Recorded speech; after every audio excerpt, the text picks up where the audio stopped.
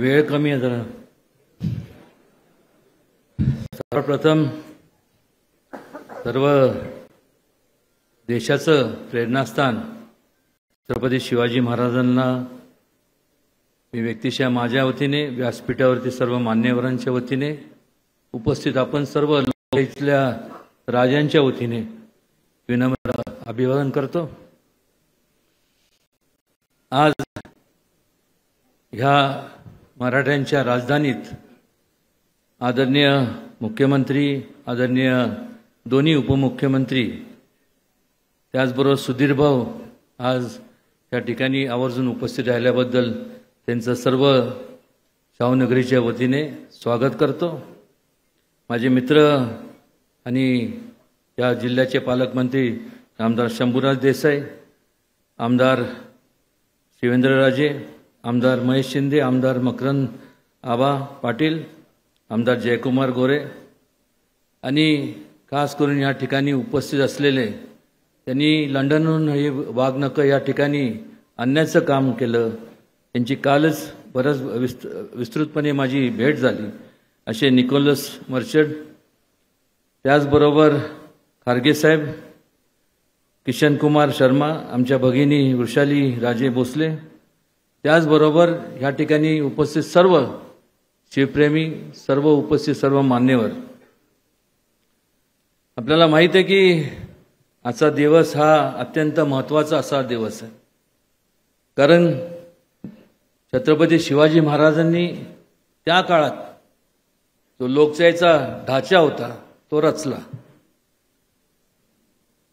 त्यावेळेस एकमेव ह्या जगातला असा एक युगपुरुष राजा होऊन गेला की ज्यांनी त्यावेळेस एक विचार मांडला की लोकांचा सहभाग हा राज्य कारभारात असला पाहिजे आणि त्यातूनच लोकशाहीची निर्मिती झाली. त्याचबरोबर सर्व धर्म समभाव ही संकल्पना त्यांनी दिली, हा विचार त्यांनी दिला. त्याच्या आधारावरती आज आपण पाहतो की ह्या जो एवढा आपण जे म्हणतो की आपला देश सगळ्यात मोठी ह्या जगातली लोकशाही आहे आणि त्याचं निर्मिती या विचारामुळे झाली. कारण हा जर विचार त्या काळात जर दिला नसता तर एवढी मोठी आपली लोकशाही राहिली नसती किंबहुना देशाचे तुकडे झाले असते.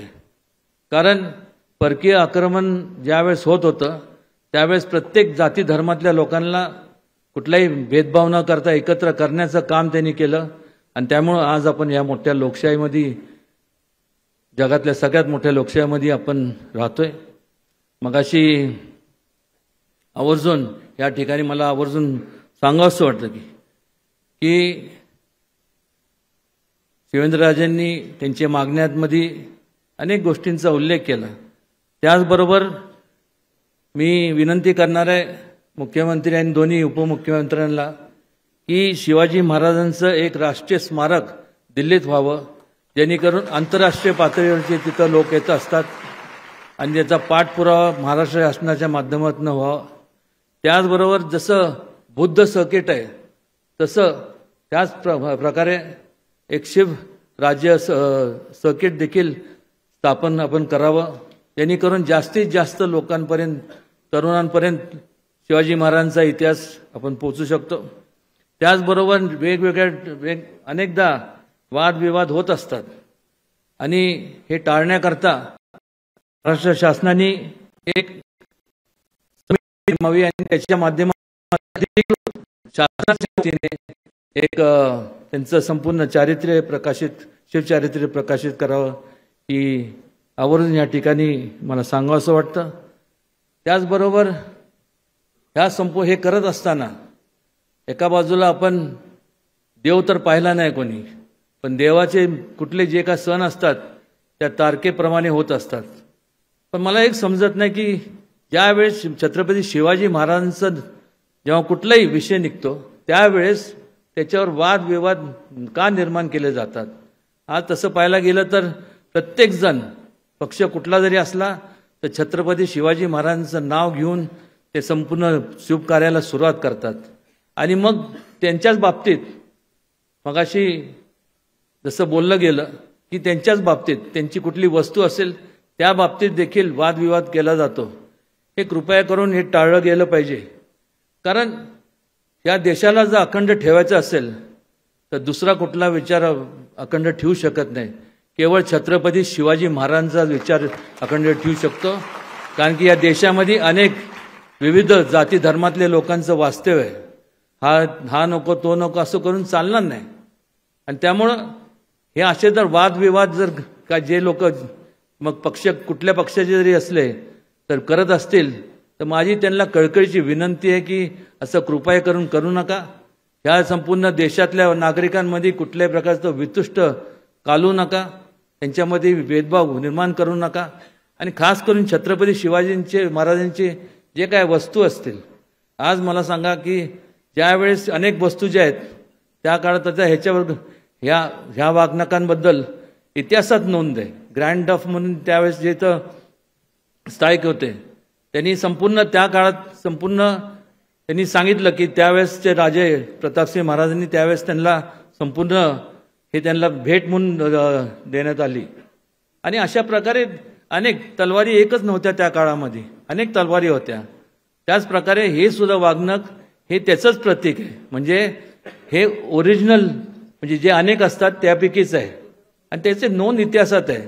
प्रत्येक वेळेस असं करून वादविवाद निर्माण करून कारण नसताना मतभेद निर्माण करण्याचं काम जर, आणि ते सुद्धा स्वतःच्या व्यक्तिकेंद्रित जे लोक करत असतात, स्वतःच्या महत्वाकांक्षा ह्या म्हणजे व्यक्तिकेंद्रित म्हणजे स्वतः मी आणि मीच यांच्या पलीकडे ज्यांना काय दिसत नाही.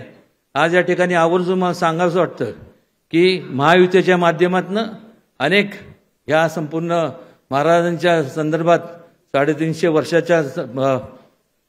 वर्षात पदार्पण करत असताना अनेक संपूर्ण कार्यक्रम वेगवेगळे कार्यक्रम राबवले जातात.